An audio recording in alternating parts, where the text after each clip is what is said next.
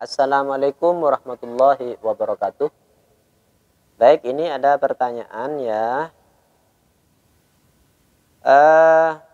Kiai, saya ingin amalan bagaimana agar supaya bisa bermimpi bertemu dengan Rasulullah. Baik ya. Ini sering, meskipun bukan lewat kajian Facebook itu ya, sering itu ketika bertemu dengan sahabat-sahabat tamu itu minta amalan seperti itu. Intinya begini ya, saya itu nggak akan memberikan amalan karena begini ya. Saya kasih contoh dulu gitu ya. Ini agak panjang. Dulu itu dalam suatu riwayat itu ya, Sayyid Muhammad Al-Maliki itu ada seorang santrinya, ada seorang muhibbin menghadap kepada beliau. Mirip dengan ini. Sidi atau ini ya, tuanku, kiai gitu kalau bahasa di sini. Saya ingin amalan sama persis seperti Anda ini. Saya ingin amalan bagaimana sekiranya itu bisa bertemu dengan Rasulullah dalam mimpi. Akhirnya beliau Sayyid Muhammad Al-Maliki ini memberikan cara. Oh, gampang. Kalau kamu ingin bertemu dengan Rasulullah, kamu makan ikan yang banyak. Makan ikan yang banyak. Akhirnya si muhibbin santri ini heran. Ini nggak nyambung banget sih pertanyaan sama jawaban. Saya minta amalan untuk bertemu, bermimpi dengan Rasulullah, tapi malah disuruh makan ikan. Tapi karena dia takut yang mau protes, akhirnya baik jadi saya pulang. Akhirnya dia nyampe ke rumahnya makan ikan. Ya setelah makan ikan berapa hari nggak mimpi-mimpi. Nggak mimpi Rasulullah. Akhirnya beberapa hari kemudian dia datang lagi. Sidi, ya Maulana, ya, saya sudah makan ikan, tapi belum mimpi juga dengan Rasulullah. Belum bertemu dengan Rasulullah dalam tidur, belum mimpi. Akhirnya Sayyid itu menjawab lagi, oh berarti kamu kurang banyak makan ikannya ini. Kurang banyak, tambahin lagi ya. Kamu makannya ikan berapa? Misalnya, satu hari saya sekian ekor. Jadi, oh kurang. Kalau bisa tambah berapa ekor. Puluhan ekor, ratusan ekor atau begitu. 10-20 kilo gitu ya. Itu misalnya lah. Akhirnya dia pulang lagi, takut yang protes. Sebenarnya hatinya itu masih ingin menanyakan apa sih hubungannya ikan dengan mimpi Rasulullah. Makan ikan dan mimpi Rasulullah. Akhirnya dia pulang dan memperbanyak makan ikan lagi. Ya, yang malam makan ikan. Ya terus gitu. Sampai akhirnya karena dia makan ikan terus, ketika tidur dia mimpi dikerubutin ikan. Bukannya mimpi Rasulullah, tapi mimpi itu banyak ikan-ikan, ya, banyak ikan-ikan yang mendekati dia, yang mengerubungi dia. Keesokan harinya dia lapor lagi ke Sayyid Muhammad Al-Maliki. Siti, bagaimana ini? Saya sudah menambah porsi makan ikan saya dari sebelumnya. Bagaimana? Sudah mimpi dengan Rasulullah? Belum, Siti. Kamu mimpi apa? Malah mimpi banyak ikan. Bagian. Beliau tersenyum, ya tertawa. Si muhibbin, si santri ini masih belum nyambung. Ya kamu ingin mimpi dengan Rasulullah sama dengan ikan itu. Bagaimana maksudnya Sidi? Ketika kamu ini makan ikan, ikannya sedikit kan yang pertama. Kamu nggak mampu mimpi ikan. Ketika kamu makan ikan terus, ini kamu mimpi bertemu dengan ikan. Karena apa? Pikiran kamu itu setiap saat itu ikan, bahkan makan ikan. Sehingga ikannya itu terbawa dalam mimpi. Lah dengan Rasulullah juga begitu.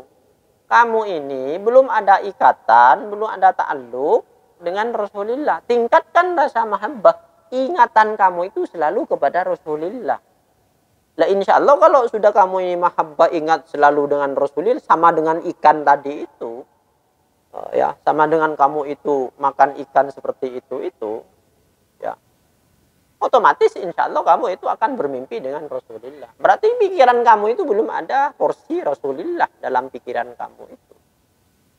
Nah inilah ya, intinya dari riwayat ini kita bisa mengambil kesimpulan bahwasanya ingin bermimpi dengan Rasulullah itu ya pikiran kita harus dipenuhi dengan rasa mahabbah, ingatan kita kepada Rasulullah. Cara mengingatnya bagaimana? Ya pertama mengenal biografinya sehingga kita timbul rasa mahabbah begitu. Ya.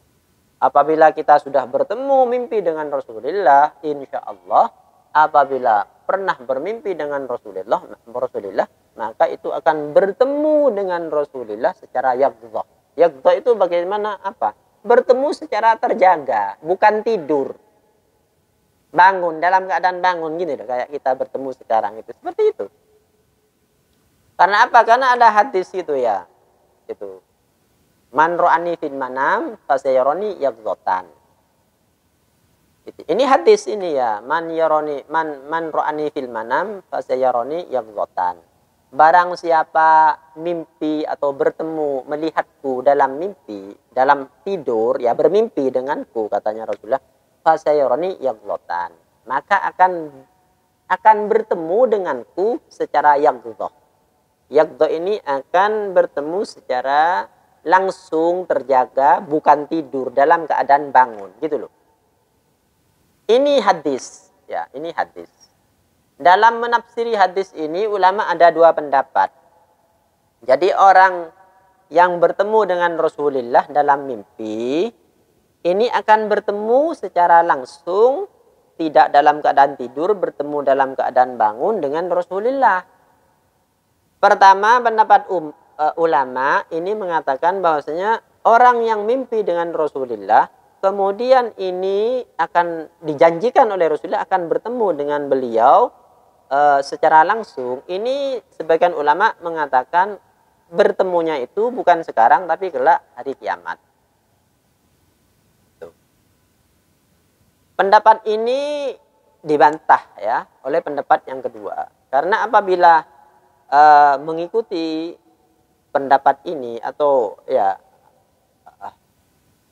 berpegangan kepada pendapat yang pertama bahasanya orang yang bermimpi dengan Rasulullah maka akan bertemu secara langsung itu nanti hari kiamat.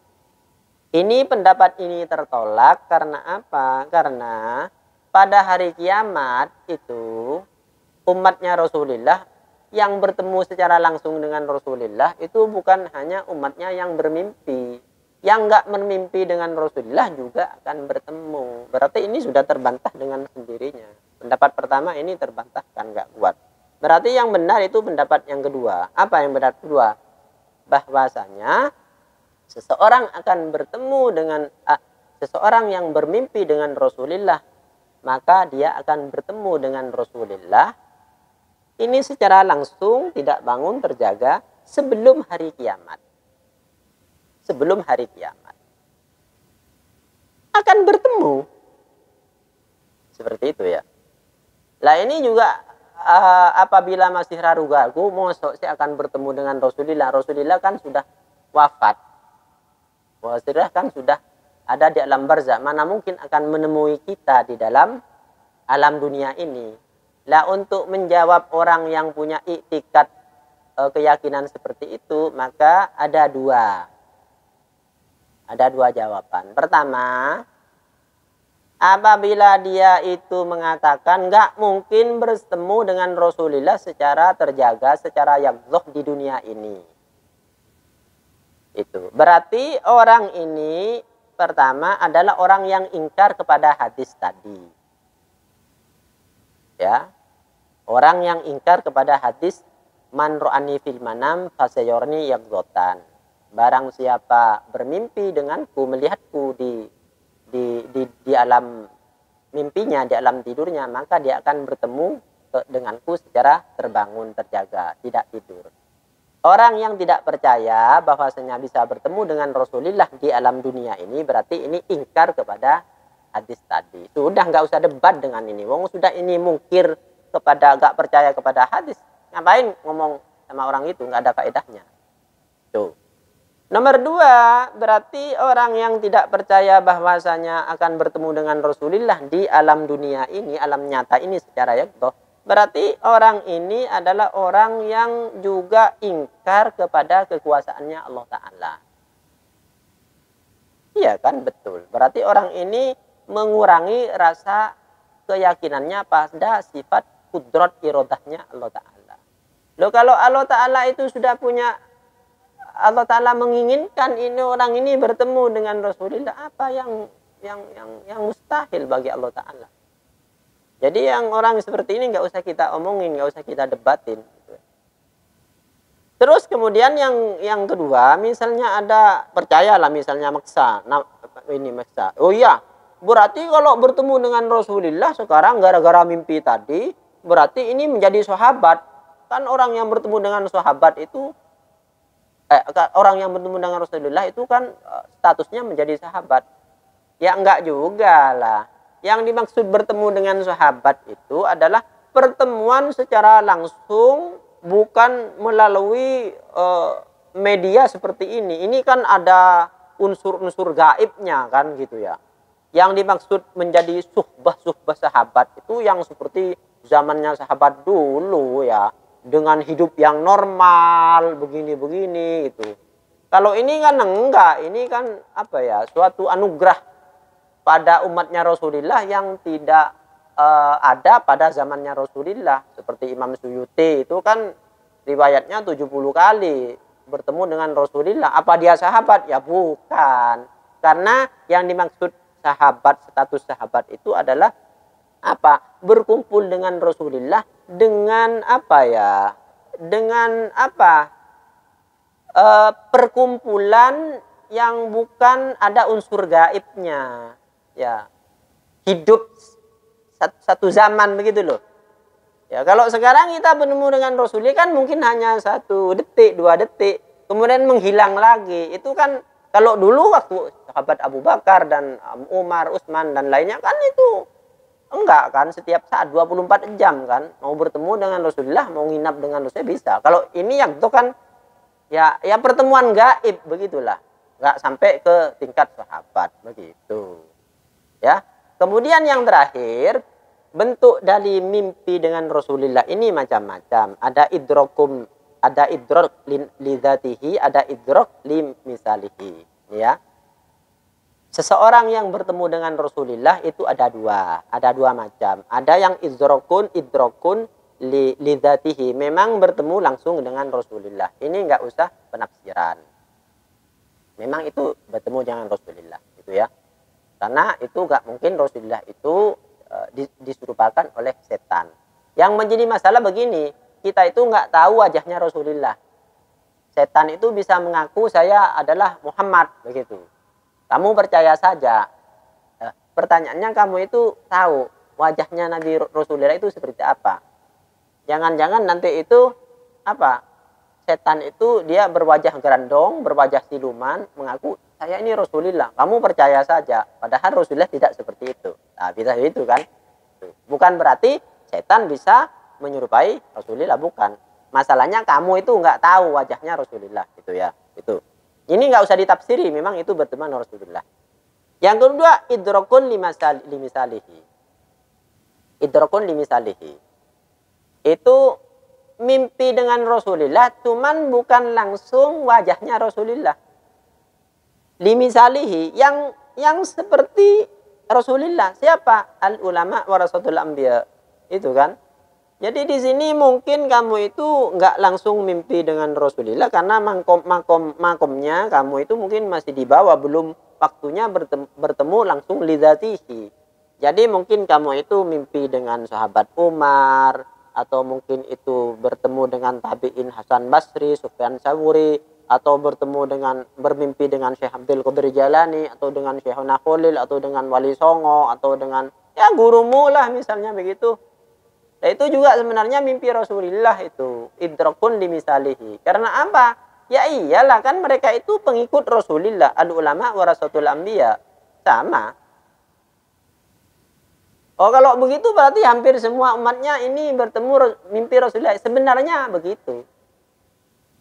Sebenarnya begitu. Kamu itu mimpi dengan Syekhuna Khalil misalnya, mimpi dengan Sunan Ampel misalnya. Ya itu gambaran dari Rasulullah kan. Nggak langsung Rasulullah, tapi itu umatnya yang dipilih. Paham ya? Bisa seperti itu. Kemudian juga ini yang menjadi pembahasan, ketika mimpi dengan Rasulullah, itu kan dipertanyakan juga, kamu itu bertemu dengan Rasulullah itu apa dengan bentuk jasadnya, tubuhnya Rasulullah ketika masih kecil, anak-anak, apa ketika remaja, apa ketika dewasa, apa ketika sudah sepuh. Nah ini juga mempengaruhi, bertemu dengan Rasulullah itu apa dengan wajahnya yang tampan, apa mungkin malah itu kamu bertemu dengan Rasulullah itu kulitnya hitam atau rambutnya itu keriting atau bagaimana, atau mungkin itu berkumis atau brewok atau bagaimana. Lah di sini juga perlu ditafsiri ya. Kalau bertemu yang paling sempurna adalah yang bertemu dengan Rasulullah sesuai yang diceritakan dalam biografi Rasulullah ketika beliau sudah mendapat risalah, beliau sudah berdakwah. Itu yang paling sempurna. Wa illa mungkin kamu bertemu dengan Rasulullah tapi kulitnya kok hitam. Mungkin bertemu dengan Rasulullah kenapa itu kepalanya botak. Mungkin bertemu dengan Rasulullah itu matanya kok buta. Lah dalam ini ulama menafsiri dengan al-mu'min mir'atul mu'min. Seorang mukmin itu adalah cermin bagi mukmin yang lainnya. Artinya apa? Berarti ini menggambarkan dari keadaan kita. Ketika kamu bermimpi dengan Rasulullah, ini kulitnya hitam. Ya al-mu'min mir'atul mu'min, seakan-akan Rasulullah itu adalah cermin bagi kamu. Kalau Rasulullah yang kamu temui itu warna apa namanya? Kulitnya hitam, berarti hatinya kamu hitam juga. Pikirannya kamu hitam juga, imannya kamu hitam juga. Ketika bertemu dengan Rasulullah kok ini nggak sesuai dengan biografi yang diceritakan dalam wajah-wajahnya Rasulullah. Ternyata matanya itu buta, berarti hatinya kamu buta juga. Ketika bertemu dengan Rasulullah kok rambutnya ini botak, berarti itu kamu itu ada kekurangan, botak imannya kamu. Paham ya begitu? Berarti ini adalah peringatan indar kepada kita untuk muhasabah, memperbaiki diri. Jangan sampai kita ini hitam seperti di dalam mimpi itu. Jangan sampai kita ini buta seperti dalam mimpi itu. Jangan sampai kita botak. Yang paling akhir, ya pertanyaannya mungkin, kapan kira-kira ini bila kita mimpi dengan Rasulullah itu, yaqdhahnya bertemu di alam nyatanya ini kapan? Nah ini juga berbeda, sesuai dengan makom kita masing-masing. Kalau makomnya makom aulia, mungkin itu langsung. Semalam mimpi, sekarang langsung bertemu. Kalau makomnya itu tinggi, semalam mimpi, mungkin 2-3 hari, seminggu lagi akan bertemu. Kalau orang-orang yang itu imannya masih lemah, orang-orang yang itu mungkin masih banyak dosanya, tapi mendapatkan anugerah mimpi dengan Rasulullah, maka ini mungkin akan ditakhir bertemunya itu, janjinya nggak mungkin bohong, soalnya bersabda Rasulullah. Tapi mungkin ditakhir, diakhirkan mungkin nanti detik-detik akhir di masa hidupnya. Mungkin ketika dia sakaratul maut baru Rasulullah datang. Oleh karena itu kan kita sering melihat itu orang sakaratul maut kok senyum-senyum begitu ya, wajahnya berseri-seri. Mungkin Rasulullah itu datang karena dulu sudah bermimpi. Hikmahnya apa? Hikmahnya adalah agar supaya tidak menjadi fitnah. Karena kalau orang masih awam, masih bodoh, ini bermimpi dengan Rasulullah, dan Rasulullah akan langsung datang padanya 3 hari berikutnya. Mungkin dia akan cerita kemana-mana, akan buat story, akan buat status, saya kemarin bertemu dengan Rasulullah. Atau mungkin minta selfie dengan Rasulullah. Ya kan jadi fitnah ini, dikira ada yang sesat. Oleh karena itu akan ditakhir ketika sudah mati. Kalau sudah di sakaratul maut didatangin Rasulullah, tentunya dia tidak akan bisa bercerita karena dia sudah is dead, sudah mati. Mungkin ceritanya hanya sama teman-temannya yang sudah mati juga. Begitu ya. Demikian mungkin yang bisa disampaikan. Wallahu ta'ala bishawab. Wassalamualaikum warahmatullahi wabarakatuh.